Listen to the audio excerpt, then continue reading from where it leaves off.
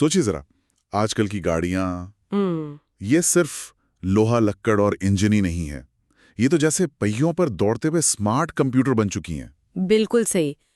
इनके अंदर मतलब दर्जनों छोटे छोटे दिमाग होते हैं जिन्हें हम ECUs कहते हैं, इलेक्ट्रॉनिक कंट्रोल यूनिट्स। हाँ, और ये सब आपस में लगातार बात करते रहते हैं ना। जी हाँ, बिल्कुल लगातार। तो आज हम इसी अंदरूनी बातचीत की जो जान है, उस तकनीक को थोड़ा गहराई से समझने की कोशिश करते हैं। कंट्रोलर एरिया नेटवर्क, मतलब कैन सॉफ्टवेयर। हाँ, कैन, ये बहुत जरूरी तकनीक है। हमारे पास इसके लिए सौरभ पेन कंटेंट डिजिटल का एक लेख भी है। उसका टाइटल है ऑटोमोटिव संचार में कैन सॉफ्टवेयर का रूपांतरण। अच्छा। तो चलिए समझते हैं कि ये कैन सॉफ्टवेयर आखिर चीज क्या है और क्यों ये ऑटोमोटिव दुनिया में इतना बड़ा बदलाव ला रहा है। ठीक है, तो शुरू करते हैं।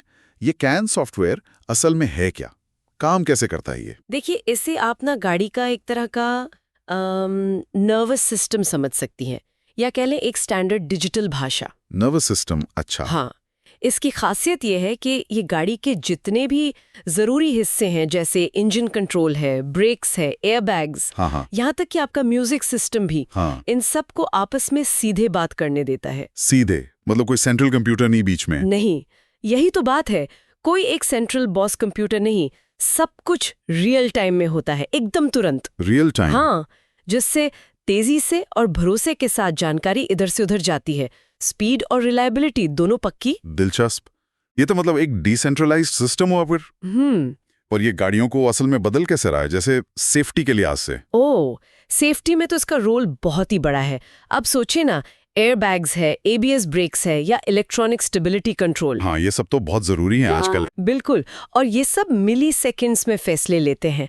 कैन ये पक्का करता है कि इन सिस्टम्स तक सही सिग्नल बिल्कुल सही टाइम पर पहुंचे, बिना किसी रुकावट, बिना किसी देरी के। बाप रे, मतलब ये एक तरह का अदृश्य सुरक्षा कवच है। हाँ, कह सकते हैं, जो हर पल काम कर रहा है। ये सिर्फ सुविधा नहीं है, ये जान बचाने वाली चीज है। वाकई ये तो बहुत अहम है। लेकिन एक सवाल है, जब इतने सारे सिस्टम आपस में जुड़े हैं, तो क्या कोई मतलब हैकिंग जैसा खतरा भी बढ़ जाता है? उसको कैन कैसे संभालता है? ये आपने बहुत अच्छा सवाल पूछा।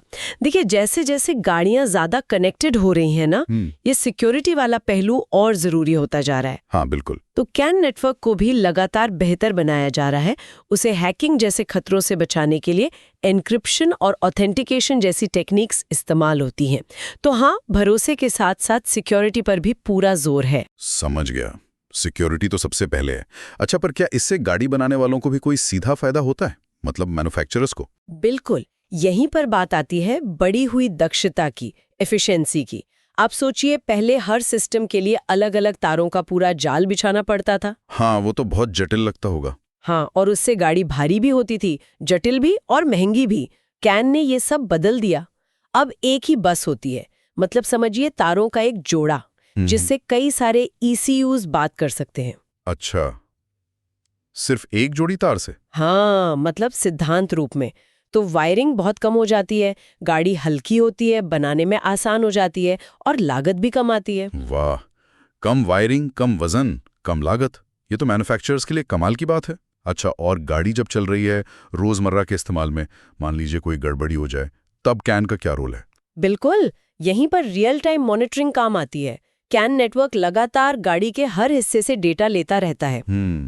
अगर कहीं कोई गड़बड़ी आती है, मान लीजिए इंजन में या ट्रांसमिशन में कुछ हुआ, तो सिस्टम उसे फौरन पहचान लेता है। अच्छा, कैसे? वो सिग्नल भेजता है, तो गाड़ी में ही आपको वार्निंग लाइट दिख जाती है, और सर्विस सेंटर वाले भी अपना डायग्नोस्टिक टूल लगाकर फटाक से पता लगा लेते हैं कि असल दिक्कत कहाँ है। अच्छा, ओके। नतीजा, मरम्मत जल्दी होती है और गाड़ी कम टाइम के लिए वर्कशॉप में रहती है। तो ये तो हो गई बुनियादी चीजें, सेफ्टी, कम लागत, आसान मरम्मत।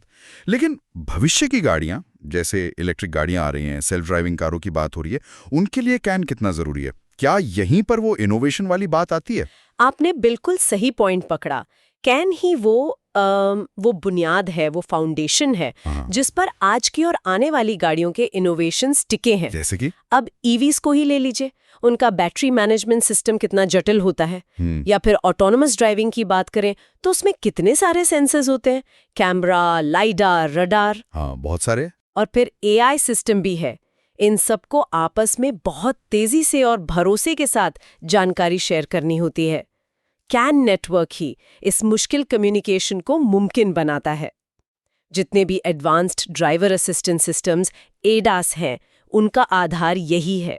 मतलब ये टेक्नोलॉजी भविष्य के लिए भी तैयार है, ऐसा कह सकते हैं। हाँ बिल्कुल, और ये स्केलेबल भी है। स्केलेबल मतलब जैसे जैसे गाड़ियां और स्मार्ट और कनेक्टेड होती जाएंगी, कैन सिस्टम भी उसी हिसाब से और विकसित होते रहेंगे, अडेप्ट करते रहेंगे। अच्छा। भविष्य में ये सिर्फ गाड़ी के अंदर तक ही सीमित नहीं रहेंगे, ये बाहर की दुनिया से भी जुड़ेंगे।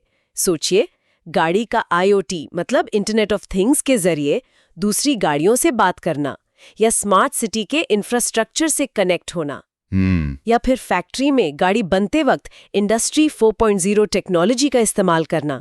इन सब चीजों के लिए कैन का एडवांस्ड रूप जरूरी होगा। तो कुल मिलाकर निचोड़ ये निकलता है कि भाई ये कैन सॉफ्टवेयर आज की स्मार्ट गाड़ियों और कल की ऑटोनॉमस कनेक्टेड गाड़ियों के लिए मतलब बिल्कुल जरूरी चीज है। ये वो धागा है जो गाड़ी के हर पुर्जे को, हर सिस्टम को एक साथ पिरो कर रखता है। बिल्कुल, ताकि सब रियल टाइम में एक साथ मिलकर काम कर सकें। सही बात है। और आज के दौर में ना, जो भी ऑटोमोटिव इंडस्ट्री में है, चाहे वो इंजीनियर हो, मैन्युफैक्चरर हो या रिसर्चर हो, उनके लिए कैन टेक्नोलॉजी को समझना और उसमें महारत हासिल करना अब कोई ऑप्शन नहीं रहा, ये जरूरत बन गया है। हम कॉम्पिटिटिव बने रहने के लिए जरूरी है। हाँ, स्मार्ट मोबिलिटी के जमाने में आगे रहने के लिए ये बहुत जरूरी है। बिल्कुल। और जाते जाते एक विचार और, ये जो टेक्नोलॉजी गाड़ियों में इतना बड़ा बदलाव ला रही है, क्या ये सिर्फ गाड़ियों तक ही सीमित रहेगी? अच्छा सवाल है। जरा सोचिए, यही सिद्धांत, यही टेक्नोलॉजी स्मार्ट फैक्ट्रियों में, रोबोटिक्स में या इंडस्ट्री 4.0 के दूसरे एरिया में क्या कुछ नहीं कर सकती? संभावनाएं तो बहुत हैं।